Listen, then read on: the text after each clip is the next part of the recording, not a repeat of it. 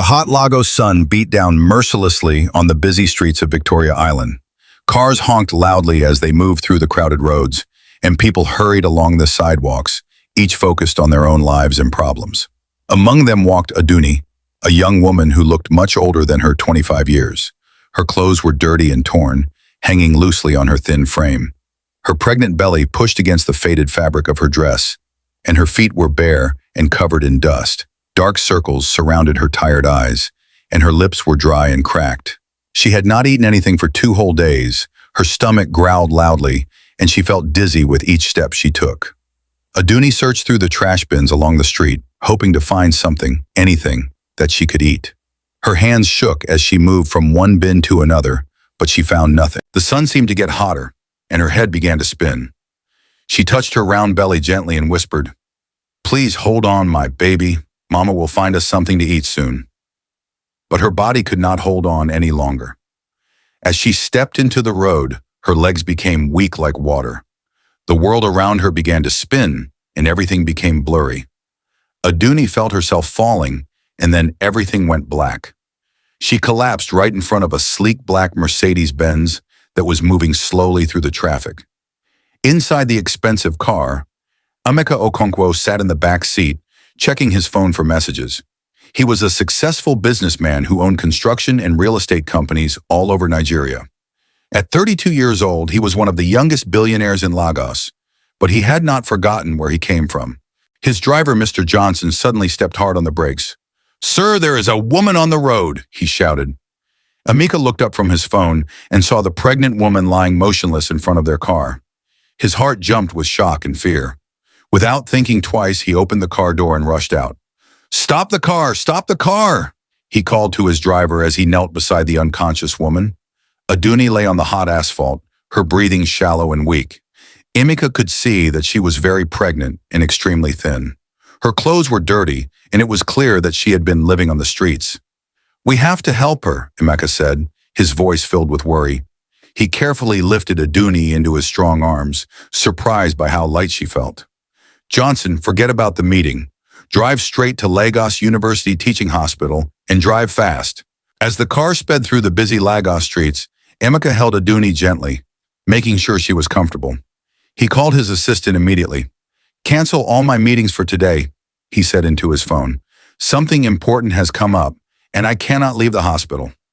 His assistant was surprised because Emeka never canceled important business meetings, but he did as he was told without asking questions. At the hospital, the doctors and nurses quickly took Adunni into the emergency room. Emeka paced back and forth in the waiting area, his expensive shoes clicking on the clean hospital floor. He could not understand why he felt so worried about a stranger, but something about the pregnant woman had touched his heart deeply. After what felt like hours, Dr. Adamu came out to speak with him. "Sir, the woman is stable now," the doctor said, adjusting his glasses. "But I must tell you, she fainted because of severe hunger and malnutrition. She has not been eating properly for a long time. This is very dangerous for both her and her unborn baby." Emeka felt a sharp pain in his chest when he heard this. The image of his own mother came rushing back to his mind. His mother had struggled as a single parent to raise him after his father died when he was just 8 years old. She had worked many jobs, sometimes going without food so that he could eat. She died when he was 18, and he had never forgotten her sacrifices. "Doctor, please move her to the best VIP room you have," Emeka said firmly. "Make sure she gets the best care possible. Money is not a problem." The doctor nodded and made the arrangements immediately. Emeka then called his assistant again. "Bring me some fruits, nutritious food, and clean clothes for a pregnant woman. Bring them to Lagos University Teaching Hospital right away." "Yes, sir," his assistant replied, though he was very curious about what was happening. Emeka decided to stay at the hospital. He canceled all his other appointments for the day, something he had never done before in his business career. When Adunni slowly opened her eyes, she found herself in a beautiful, clean room. The bed was soft and comfortable, nothing like the hard ground under the bridge where she had been sleeping for months. Sunlight streamed through large windows, and there were fresh flowers on a table nearby. For a moment, she was confused and scared. She quickly placed both hands on her pregnant belly, fear filling her eyes. "My baby! My baby!" she cried out, tears rolling down her cheeks. "It's okay. It's okay," came a gentle voice from beside her bed. Adunni turned to see a tall, handsome man sitting in a chair next to her. He was well-dressed in an expensive suit, but his eyes were kind and full of concern. "Who are you? Where am I?" she asked, her voice shaking. Emeka smiled softly. "My name is Emeka Okonkwo. You fainted in front of my car on the street, and I brought you to the hospital. The doctor says you and your baby are safe now." Adunni stared at him in shock. She could not believe that a complete stranger had helped her. In the past months on the street, people had walked past her as if she did not exist. "Thank you, sir," she whispered, fresh tears flowing down her face. "Thank you for saving my life and my baby's life. I don't know how I can ever repay you for your kindness." Emeka shook his head. "You don't need to repay me anything. I'm just happy that you and your baby are safe." Just then, Dr. Adamu entered the room to check on Adunni. He examined her carefully and smiled. "You are doing much better now," he told her. "Your baby is also healthy and strong, but you must eat well and rest properly from now on." After the doctor left, Emeka could see that Adunni was still weak and tired. Emeka's assistant had brought everything he requested. There was a bowl of hot, rich porridge made with milk and vegetables, fresh fruits like oranges and bananas, and clean clothes for Adunni. Emeka placed the bowl of porridge on the small table beside her bed. The smell filled the room, and Adunni's stomach growled loudly in response. "Please eat," Emeka said gently. "You need to regain your strength for yourself and your baby." Adunni looked at the hot food with wonder. It had been months since she had seen such a meal. With shaking hands, she picked up the spoon and took her first bite. The porridge was delicious and warm. As she swallowed, she felt the food warming her empty stomach, and she could not control her emotions any longer. Tears streamed down her face, but this time they were tears of gratitude and relief. "This is the first hot meal I have had in months," she said between sobs, but she was smiling. "Thank you so much, sir. God will bless you for your kindness." Emeka felt something stir deep in his heart as he watched her eat. He had given money to many charities before, but he had never seen such genuine gratitude. There was something special about this woman that made him want to help her even more. The next day, Emeka returned to the hospital with more fruits and food for Adunni. She looked much better after a good night's sleep and proper meals. Her eyes were brighter, and some color had returned to her cheeks. "How are you feeling today?"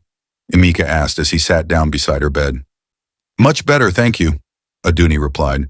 "The nurses have been very kind to me." They talked for a while about small things, and Emeka found himself enjoying her company. She was intelligent and had a beautiful smile that lit up her whole face. "If you don't mind me asking," Emeka said carefully, "how did you end up on the streets? You seem like an educated person." Adunni's smile faded and sadness filled her eyes.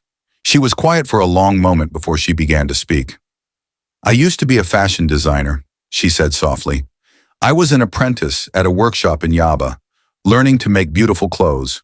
I was very good at it, and my teacher, Auntie Bisi, said I had real talent." She paused and took a deep breath before continuing. "That's where I met Frank. He seemed like a good man at first. He was charming and told me he loved me. He convinced me to move in with him, saying we could save money for my own boutique if we lived together." Emeka listened carefully, seeing the pain in her eyes. "Slowly, Frank began to change," Adunni continued. "He started telling me that my friends and my teacher were jealous of me and were trying to use me. He said Auntie Bissy was exploiting me and that I should stay away from her.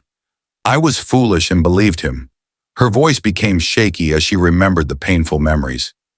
"He cut me off from everyone I knew. Then he convinced me to give him all the money I had saved for my boutique. He said he wanted to start a business and would pay me back with interest. I trusted him completely." Emeka could see where this story was going, and anger began to build in his chest. "But he never started any business," Adunni said, wiping tears from her eyes. "When I asked him about my money, he would become violent. He would shout at me, call me terrible names, and sometimes he would hit me. I was too scared and ashamed to tell anyone. When I found out I was pregnant, I was so happy," she continued. "I thought Frank would be happy too, and that maybe having a baby would make him change and become the man I fell in love with." She shook her head sadly. "But I was wrong. When I told him about the pregnancy, he became very angry. He said he was not ready to be a father. The next morning, I woke up to find him gone with the little money I had left. He had left a note saying he wanted nothing to do with me or the baby. Emeka felt his hands tighten into fists as he listened to how this man had treated Adunni. Without money, I could not pay the rent, Adunni said. The landlord gave me 1 week to find the money, but I had nothing. He threw me out of the house with just the clothes on my back. What about your family? Emeka asked gently. My parents died in a car accident when I was 20, she replied. I have no brothers or sisters. Frank had made sure I lost touch with all my friends, so I had no one to turn to. For the past 6 months, I have been living under the bridge in Mushin, she said, her voice barely above a whisper. I eat whatever I can find in the trash bins. Sometimes I go for days without finding anything to eat. I had not eaten for 2 days before I collapsed in front of your car. When she finished her story, both of them sat in silence for a while. Emeka was amazed by her strength and could not imagine how she had survived such difficult circumstances while being pregnant. I am so sorry you went through all of that, Emeka said, his voice full of emotion. No one deserves to be treated that way, especially not someone who is pregnant. Adunni nodded, wiping the last of her tears away. But God sent you to save me, she said. I don't know what would have happened to me and my baby if you had not helped me. Emeka was quiet for a moment, thinking about everything she had told him. Then he made a decision that surprised even himself. Adunni, I want you to come and stay at my house, he said. You can live there during your pregnancy, and I will make sure you have everything you need. You and your baby will be safe and comfortable. Adunni's eyes widened in shock. She could not believe what she was hearing. Sir, I cannot accept such kindness, she stammered. I would be too much of a burden on you. You have already done so much for me. You would not be a burden, Emeka said firmly. I have a big house with many rooms. You would have your own space, and my household staff would help take care of you. Please let me do this. Adunni was overwhelmed by his generosity. For the first time in months, she felt hope growing in her heart. Why would you do this for someone you don't even know, she asked, still not quite believing it was real. Emeka thought about his mother and how she had struggled alone. Because everyone deserves a second chance, he said simply, and because I believe you are a good person who has just had bad luck. After thinking about it for a few more minutes, Adunni nodded slowly. If you are sure it will not be a problem, then I accept your offer. Thank you so much. I promise I will not be any trouble. For the first time in a very long time, Adunni did not feel alone anymore.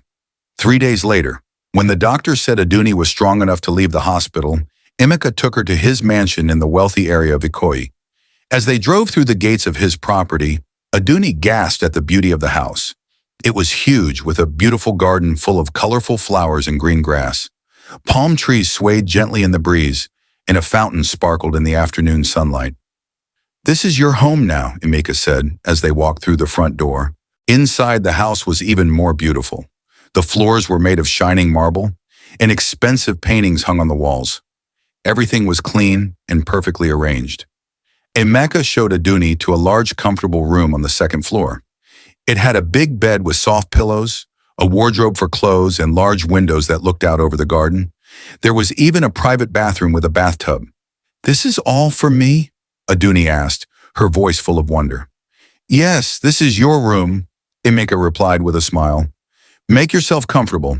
If you need anything, just ask any of the staff members. When Emeka left her alone, Adunni sat on the soft bed and looked around the beautiful room.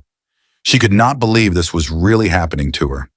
Just a week ago, she had been sleeping under a bridge, hungry and hopeless. Now she was in a mansion, safe and cared for. She fell to her knees beside the bed and prayed, Thank you, God, for this miracle. Thank you for sending Emeka to save me. Please bless him for his kindness, and please let my baby be healthy and strong. As the days passed, Adunni settled into her new life. She no longer had to worry about where her next meal would come from or where she would sleep. The house staff were kind to her, and she always had clean clothes to wear and good food to eat.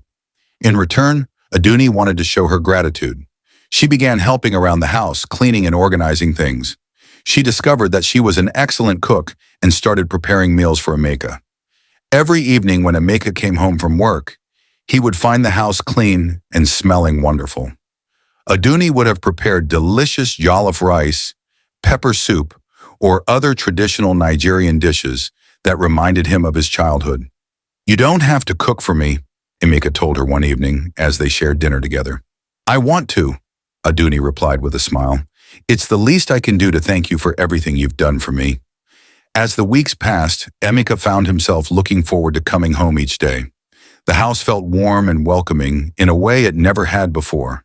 He and Adunni would often sit together in the evenings, talking about their dreams and their lives. Slowly, without either of them fully realizing it, they were falling in love. When Adunni was in her 9th month of pregnancy, she went into labor one quiet Sunday morning. Emeka rushed her to the hospital, staying by her side and holding her hand as she went through the pain of childbirth. "You can do this, Adunni," he encouraged her. "You are the strongest person I know." After several hours of labor, Adunni surprisingly gave birth to 2 beautiful baby girls. The twins were healthy and perfect, with 10 tiny fingers and 10 tiny toes each. "They're beautiful," Emeka whispered as he looked at the babies for the first time. He felt a rush of love and protectiveness that surprised him. Adunni was exhausted but overjoyed as she held her daughters. "My babies," she said through happy tears. "My beautiful girls." From that day forward, Emeka treated the twin girls as if they were his own children. He bought them everything they needed: clothes, toys, cribs, and anything else that would make them comfortable and happy. The babies quickly became used to Emeka's presence. Whenever he came home from work, they would kick their little legs and wave their tiny arms excitedly. When he picked them up, they would gurgle and smile at him with their bright eyes. Emeka loved those little girls with all his heart, and they brought joy and laughter to the big house every day. When the twins were 6 months old, Emeka sat down with Adunni one evening after dinner. "Adunni, I've been thinking," he said. "You told me that you used to be a fashion designer and that you dreamed of having your own boutique." "Yes," she replied, bouncing one of the babies on her knee. "But that dream seems so far away now." "It doesn't have to be," Emeka said with a smile. "I want to help you make that dream come true. I can enroll you in advanced fashion design classes so you can improve your skills. Then when you're ready, I'll help you start your own boutique." Adunni stared at him in amazement. "Emeka, you have already done so much for me. I cannot ask you to do more." "You're not asking," he said. "I'm offering. I believe in your talent, and I want to see you succeed." With tears of gratitude in her eyes, Adunni accepted his offer. Emeka enrolled her in the best fashion design school in Lagos. While she attended classes during the day, he took care of the twins, playing with them and making sure they were fed and happy. Adunni quickly impressed her instructors with her natural talent and creativity. She designed beautiful dresses that combined traditional Nigerian styles with modern fashion. Her teachers said she had a gift that could not be taught. One evening, when the twins were almost a year old, something wonderful happened. As Emeka was playing with them on the floor, one of the babies looked up at him and said her first word, "Daddy." Then the other twin also said, "Daddy! Daddy!" Emeka's eyes filled with tears of joy, and Adunni watched from the doorway with a mixture of happiness and playful jealousy. "They said Daddy before they said Mama," she said with a laugh. "I carried them for 9 months and they call you first." Emeka laughed and pulled Adunni down to sit with him and the babies. "Don't worry," he said. "They love their mama very much too." Shortly after the twins celebrated their first birthday, Emeka decided it was time to ask Adunni the question that had been in his heart for months. One evening, as they sat together in the garden watching the twins play on a blanket, Emeka took Adunni's hand in his. "Adunni," he said, his voice nervous but determined, "these past 2 years have been the happiest of my life. You and the girls have brought so much joy and love into my world." Adunni looked at him with curiosity, sensing that something important was happening. "I love you, Adunni," Emeka continued. "I love you with all my heart, and I love those little girls as if they were my own daughters. Will you marry me? Will you let me be your husband and their father officially?" Adunni's heart filled with overwhelming happiness. She had fallen in love with Emeka too, but she had never dared to hope that he felt the same way about her. "Yes," she whispered, tears of joy streaming down her face. "Yes, I will marry you. I love you too, Emeka." They had a beautiful, intimate wedding ceremony a few months later. The twins, now walking and babbling constantly, served as the most adorable flower girls anyone had ever seen. They toddled down the aisle in matching pink dresses, scattering flower petals everywhere. and making all the guests smile. After the wedding, Amika officially adopted the twins as his daughters. They were now a real family in every way that mattered. While Adunni was building her new life filled with love and success, Frank's life had taken a very different path. After abandoning Adunni, Frank had quickly found another woman to take advantage of. Her name was Tracy, and she owned a large provision store that made good money every month. Frank thought he had found another easy target, but Tracy was nothing like the gentle Adunni. She was a tough, no-nonsense businesswoman who had worked hard for everything she owned. When Frank tried to use the same controlling and abusive tactics on her that he had used on Adunni, Tracy was having none of it. The first time Frank raised his voice at her and tried to tell her what to do, she called some of the local area boys from the neighborhood. "This man thinks he can disrespect me in my own house," she told them. "Please help me teach him some manners." The area boys gave Frank a beating he would never forget. When he tried the same behavior again a few days later, they beat him even worse. After several such beatings, Frank became completely afraid and submissive. Tracy made him her houseboy, forcing him to cook all her meals, clean the house, wash her clothes, and run errands for her store. If he did not do his work properly, she would scold him with harsh words and refuse to give him food. Frank lived in misery every day, regretting how he had treated the kind and gentle Adunni. He often thought about her and wondered what had happened to her after he left. The guilt ate at him constantly, and he began to realize what a good woman he had lost. Finally, Frank could not stand his life with Tracy anymore. One night, he packed his few belongings and ran away, deciding to return to Lagos to find Adunni and beg for her forgiveness. When Frank arrived back in Lagos, he went straight to the old apartment where he and Adunni had lived together. But when he knocked on the door, a stranger answered. "I'm looking for a woman named Adunni," Frank said. "She used to live here." "Oh, that pregnant woman?" the new tenant replied. "She was thrown out by the landlord many months ago. I don't know where she went." Frank spent the next few days searching for Adunni in all the places he could think of. He went to Auntie Bessie's workshop, but she told him angrily that she had not seen Adunni since he had convinced her to stay away. "You destroyed that girl's life," Auntie Bessie said with disgust. "She was so talented, and you ruined everything for her. Get out of my shop." Frank continued searching, going to different areas of Lagos, asking people if they had seen a pregnant woman living on the streets, but no one had any information about Adunni.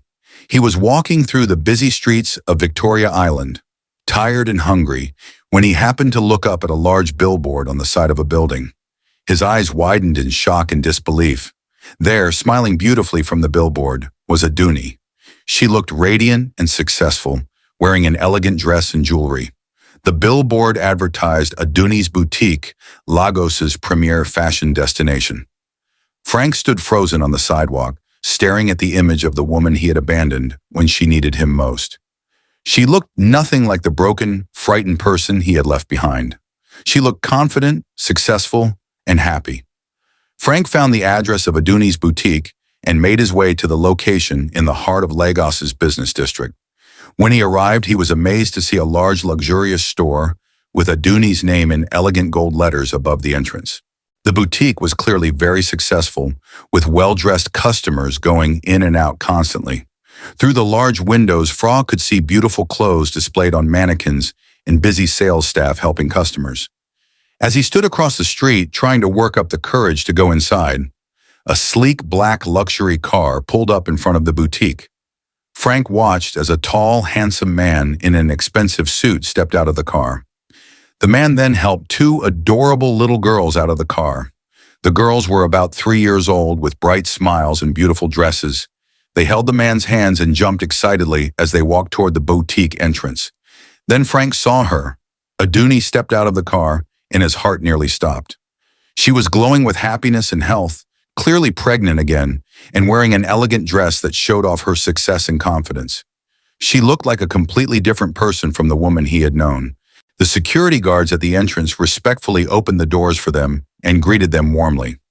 It was clear that Adunni was not just the owner of the boutique, but a respected and beloved member of the community. Frank stood frozen in shock, watching this scene of happiness and success from across the street. He realized that those beautiful little girls must be the twins that Adunni had been carrying when he abandoned her. The handsome man was obviously her husband now. and he treated her and the children with the love and respect that Frank had never given her. Fear filled Frank's heart as he imagined what would happen if Adunni saw him. Would she call the police? Would her husband have him beaten up? Would she publicly shame him for what he had done to her? Quickly, Frank turned and hurried away from the boutique, his head hanging in shame and regret. He spent the rest of his days wandering the streets of Lagos, too lazy to find honest work and too ashamed to try to contact Adunni again. Meanwhile, Adunni lived her life filled with joy and success. Her boutique had become one of the most popular fashion destinations in Lagos, known for its beautiful designs that combine traditional Nigerian styles with modern elegance. She had opened 3 more branches in different parts of the city, and her brand was becoming known throughout Nigeria. Fashion magazines wrote articles about her success story, and young women looked up to her as an inspiration. But more than her professional success, Adunni treasured her family life. Amina was a wonderful husband who loved and supported her in everything she did. The twins, now healthy and happy 3-year-olds, brought laughter and joy to their home every day. And now Adunni was pregnant again with Amina's child. They were both excited about adding another member to their loving family. Every morning, Adunni woke up in her beautiful home, surrounded by the people she loved most in the world. She would remember those dark days when she had slept under bridges and searched through trash for food, and she would thank God for the miraculous turn her life had taken. She had learned that sometimes the worst moments in life can lead to the most beautiful blessings. Her struggles had made her stronger, her pain had made her more compassionate, and her lowest point had led her to the greatest love of her life. Adunni had truly gone from the streets to love, and she lived happily ever after with her wonderful family, knowing that dreams can come true when good people refuse to give up hope.